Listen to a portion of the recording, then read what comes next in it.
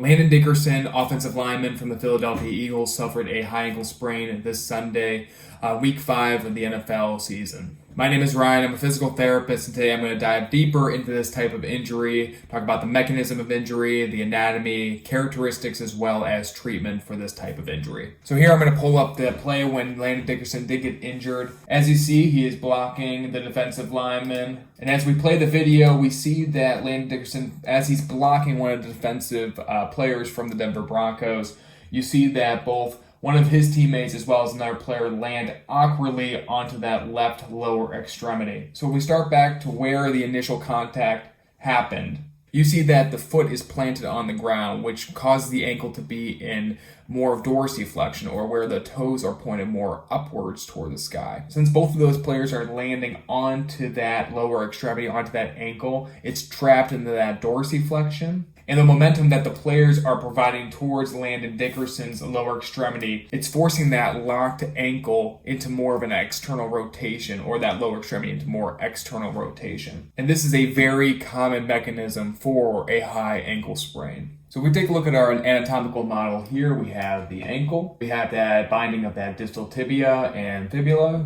making that distal tibiofibular syndesmosis.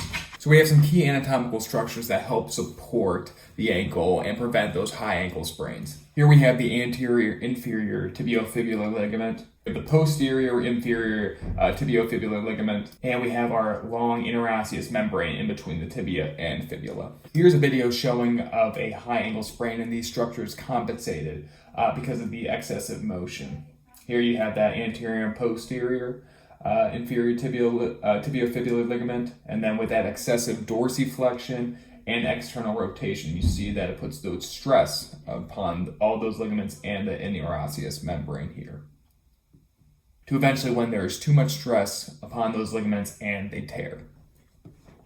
It's important that we, conserve that range of motion and try to improve that. We'd like to decrease the swelling and the pain, like the acronym PRICE, aka protect, rest, ice, compress, and elevate, as well as you just generally want to protect those ligaments from further damage. That could be either withstanding some weight bearing through that lower extremity that is injured, or even providing a boot. And after those first 2 weeks, it's very important to restore back to normal range of motion. A way to do that is by doing a standing gastroc and soleus stretch. It's important to also strengthen the surrounding tissue or ligaments and muscle. That includes heel raises. And finally, you just generally want to improve the gross balance and endurance of that person. And that can be gait training through a treadmill. So going back to Landon Dickerson, it looks like that he's going to be out at least this upcoming week, because it's a Thursday night game against the New York Giants, and there is potential for him to miss the next following week. Due to his injury history, especially this year alone, it might not be the worst idea for him just to sit out this upcoming week as well as week 7.